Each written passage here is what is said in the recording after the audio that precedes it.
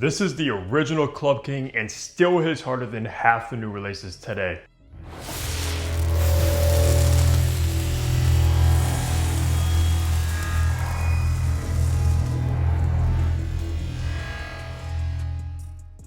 What's good, guys? Hunter here and welcome back to Fragrance Hunter. I hope you're all doing good. Today we are reviewing one of the OG fragrances from Paco Rabanne. Of course, it is the original 1 million, which has been around for such a long time, guys. And this fragrance has been so popular. One of the only fragrances I've smelled on so many people alongside like sauvage, etc. I mean, I literally used to smell this on so many people every time I would leave my house. I don't know if people are still rocking the OG 1 million like they used to, but whoa, guys, was this one everywhere. And me, I'm a big fan of the 1 million line, guys. I've been rocking Lucky for like 6 years. Lucky was my first fragrance I got from this line and one of the first fragrances I ever purchased as well when I first got into my journey, because that one was so unique at its time with that kind of nutty hazelnut type of vibe. I've never smelled anything like it. And now just recently got the OG 1 million, so we're gonna be talking about if it's still relevant, if it's still good nowadays, which mind you, it might just be. I also do own 1 million parfum, which gives off this kind of solar vibe as well. Beautiful fragrance, but to be honest, when it comes to the OG, I don't remember it smelling as good as it does now. And of course, we'll get into that a little bit later on in the review. Now, I do want to shout out FragranceNet for sending 1 million over for review. Of course, I'm still gonna keep it honest. If I like it, I like it.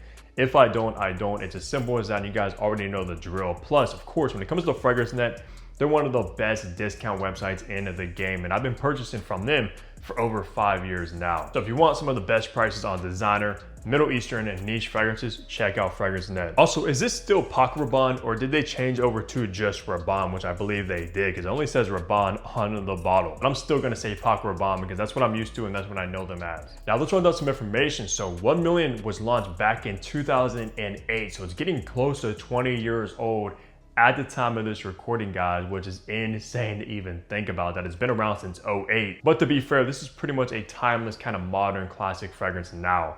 And for the retail price, for the two sizes this comes in, you get the 50 ml for $96 or the 100 ml for $122. Now that's at retail. If you go into like a department store, that's what you're gonna pay. However, of course, on FragranceNet, etc., you're gonna be able to get this much cheaper. The concentration with the OG is an eau de toilette, so you're probably getting sub 20% oils, which is definitely not on the higher side. However, EDTs do have their benefit as well, which we'll get into a little bit later on in the review. So just because it's an EDT does not mean it's bad, guys. There are actually 4 noses that made 1 million. The first one is Christian Duselier, Christopher Renaud, Michael Gerard, and of course Olivier Pissot, which are some master perfumers. They all have huge resumes behind them, and they pretty much made this modern classic right here, guys. Now, with all the information out of the way, let's look at the packaging and presentation you're gonna get with the OG 1 million now. All right, looking at this classic gold 1 million box, of course you got the logo right there. This one says Paco Rabanne eau de toilette 100 ml, like I said. On the bottom, you got your barcode, QR code, and a batch code upside down right there to authenticate product and see when it was produced.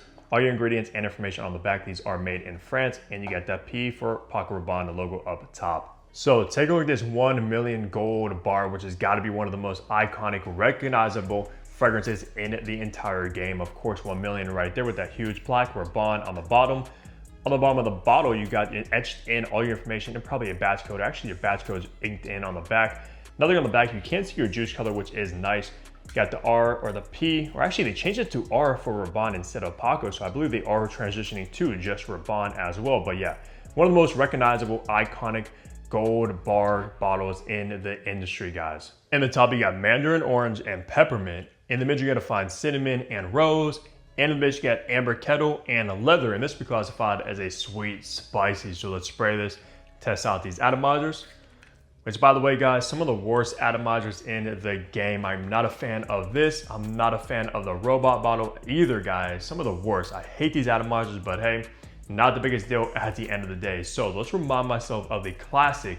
And of course, I'll let you guys do that first sniff. Now, this fragrance opens up much better than I ever remember it smelling before, guys. I don't know if I was just sleeping on 1 million or what, but wow, is this opening addictive, because you're gonna get this very sweet, fruity mandarin orange, guys, very juicy, mouth-watering orange vibe in the opening, mixed together with this very uplifting, refreshing mintiness, guys. Now, orange and mint make for such an insane opening that I'm addicted to. I never knew 1 million had a minty opening, but wow, does it give off a beautiful minty vibe with that orange. And I can totally see why this was the original clubbing king back in the day, because that opening, oh my goodness, is gonna make women weak. There's something about a citrus minty opening that works so good. Think about like even the Malt Elixir, which also has this kind of minty citrus vibe in the opening as well, and that's also great for clubbing. But what I'm just saying, guys, I am very, very shocked with the opening of the OG 1 million. I don't know if maybe they changed it throughout the years or what, but it definitely did not smell as good as it did back in the day than it does right now. Now, as we start making our way into the mid, is where the 1 million I remember comes in, because you're gonna get that cozy, warm cinnamon, guys. A ton of cinnamon. That's always been one of the most dominant notes from the OG 1 million, in my opinion. Just very spicy, warm, comforting, and very, very cozy type of DNA. Might seriously still be one of the best cinnamon fragrances money can buy, even to this day. Now, mixed with the cinnamon, I do detect a slight rose vibe in the mid as well, guys. It's more of like a red, jammy type of rose. It's not that floral, so if you don't like rose, don't be afraid of it, but it does bring in kind of a romantic, elegant kind of nature to it. But don't get it twisted, the cinnamon absolutely dominates pretty much everything else. And then finally in the base of 1 million is where you're gonna get that very rugged leather type of vibe. It has a heavy dose of leather in like the far dry down. Now mix it with the leather, you do have this very resinous, warm or amber note. I believe they called it amber kettle, which is some kind of synthetic note to make up a resin. And I don't think I've ever seen that synthetic note before, but wow, does it make a good amber note. I gotta give them credit for that. And the dry down on this one is sparking a ton of memories for me, because I probably smelled the dry down on the majority of people. That's why I'm kind of shocked about the opening, because unfortunately the opening doesn't last that long. So what you're gonna be left with and smell most of the time is the dry down of 1 million. And I gotta say the dry down is still good. But that opening very, very much took me by surprise. I was not expecting it to be like that. But when it comes to spicy cinnamon, amber, and leather type of fragrances, this has gotta be one of the most classic ones out there. So I gotta say, even today, this one still holds its own and is not dated by any means, guys. This one is still good, still a clubbing beast, and will outshine the majority of other fragrances. So for the best seasons to rock 1 million, primarily the fall and winter months strictly, at least for me. I know a lot of people rock this one all year round. I personally will not do that. There's nothing fresh, nothing extremely bright or anything about that. It's very spicy, leathery, ambery, etc., which works perfect in the cold weather. Despite having that kind of minty orange opening, it still dries down pretty quickly and becomes very dark and potent. But the last time I wore this one, it was kind of like brisk and chilly outside, and this one was so beautiful on a cold day. And for occasion, this one's very casual, guys. Like the type of fragrance you want to like wear to a club, to a party, wear maybe at home, but you do not want to wear this like either going to work, going in the office, going on a date, unless it's more of a casual kind of date, then maybe, or like going on a date with a girl you know you're not going to wife up or be with long term, and yeah, pull it off, but it does not give off kind of sophisticated, serious, kind of grown, mature vibes. This is the kind of fragrance you wear on a date where you want to be nonchalant and just not take the girl seriously. But if you're going on a date with somebody that's wifey material, yeah, do not rock this. It gives off this kind of F-boy, doesn't really care type of vibe. And the right girl isn't gonna mess with that. But sure, if you want to smell sexy, you want to have some fun, wear this. And when it comes to gender, of course, this one is masculine, guys. There's nothing feminine about this DNA whatsoever. It's spicy, it's citrusy, it's ambery, and it's leathery. It does have the rose in here a little bit, but still, even the rose itself is on the masculine side of rose. It's because it's a dark, jammy, luscious type of rose, guys. Not like a beautiful pink floral rose, which is funny how they throw rose in this DNA to kind of make it feel a little bit more romantic or deceiving, because no, it does not give off that vibe at all. And for age groups, guys, this is a very youthful DNA. It always has been, always will be. When I smell this, I imagine somebody like 25 and under rocking this one the best, like late teens, early 20s, mid 20s, maybe late 20s. But once you get in like your 30s, 40s and up, you probably should not be wearing 1 million unless you're trying to still hold on to your youth. And of course, yeah, which, hey, there's nothing wrong with that. Of course, if you want to smell like that, go for it. But in my head, no doubt about it, a very, very youthful scent DNA, guys, which everybody would probably agree with that. Like when you think of a youthful fragrance, 1 million's got to be one of those fragrances up there that pop in your head. Unless like you're in your 30s, 40s and you're still hitting clubs, partying, then yeah, still wear this one because that's what it suits the best for. But I don't know about you, but once I'm in my 30s and stuff, I don't want to be chilling at home. Now, wrapping the review out, talking on the performers you're going to get from the original 1 million. So this one is an EDT, like I said earlier, which has its benefits and has its negatives. But from my testing, guys, on skin, I got around 8 hours of longevity, which is still good.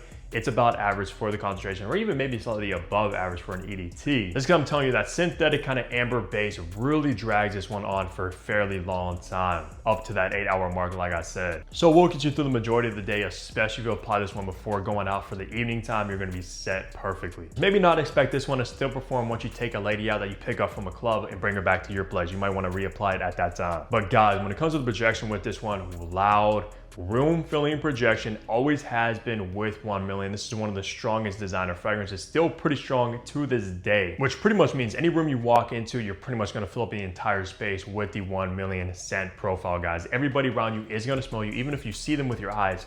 They're smelling your fragrance. I mean, it's a loud, in your face, kind of obnoxious type of DNA, guys. Bubblegum, kind of sweet, which is also a reason why this has always been like the clubbing king, because it performs so good. And it's hard for other dudes to kind of outshine 1 million when they're also in the club. But believe me, if you're in the club with me, I got some fragrances that will outshine this one, so don't even try it, bro. Still a beast mode fragrance to this day, even the newer formulation, which I would imagine has changed since the last almost 20 years since it came out. And especially if you overspray this one, forget about it, guys. Yeah, you're gonna be smelling up everybody. Be cautious though, because some women might be tired of this DNA because they probably smell it in the club quite often. So it smells fantastic, it performs great, but it might be familiar to a lot of ladies. I would say that's probably the biggest negative with this fragrance. Still a beast, still excellent in the scent profile, but that is something you might want to think about. I don't know what could be worse than ending up with a girl and you smell like somebody she's already been with. And it's kind of funny because when I've been around girls, they always say that every guy they're with smells like me. And that's what happens when you own over 800 bottles of fragrance. Any girl I've been with, their next dude, I'm always gonna smell like them. So it's kind of like rubbing it in their face, if you know what I mean. They just cannot get me out of their head, guys. That's the beauty with fragrances too, because we make memories with fragrances that last forever. But that's gonna do it for my review of the OG 1 million. Let me know down below if you guys still rock this one. Are you a fan of the 1 million line? And which one is your favorite flanker? Mine would probably still be the original Lucky, because I have so many sentimental value memories with that fragrance. Been rocking it for over 5 years. Actually, probably even close to like 7 or 8 years I've been wearing Lucky. But still, the OG still holds its own, guys, and surprised me and was much better than I remember. But that's gonna do it for my review. As always, leave a like on the video, subscribe below if you haven't already, because what are you doing, bro? I got you with daily fragrance content. Of course, I'm gonna catch all of you back here tomorrow. Take care, everybody.